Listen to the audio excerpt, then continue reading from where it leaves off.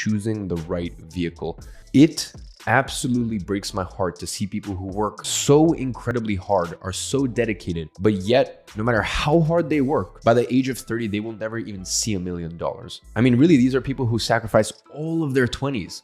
And the reason that is because they have not chosen the right vehicle. Now, the right vehicle is one of two things. It's something where either you're paid very well for your time, or it's something that you can actually use leverage. Now, when I say leverage, I mean you can outsource to people, you can hire people, you can build a product and it can sell without you actually being the person to deliver. Now, the business that I started when I was 16 years old, a lot of you guys probably already know my story, and the business that I've been running for 5.5 years now. The business that I started actually was a tick for both of those. It was something where I was paid very, very well. When I started my business, which is an online boutique marketing agency, at first it was actually a creative agency, the first year and a half, and I was paid good retainers by clients in order to shoot content for them and then actually distribute and grow their social platforms. And that was great, but really after the first 9 months of doing it, I was kind of capped out at around $10,000 to $15,000 a month. So that's when I started to use leverage. I started to hire contractors, and I actually repositioned my offer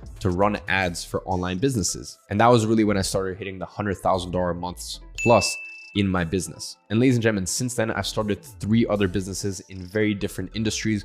So I understand what choosing the right vehicle is and how to actually properly assess these different vehicles.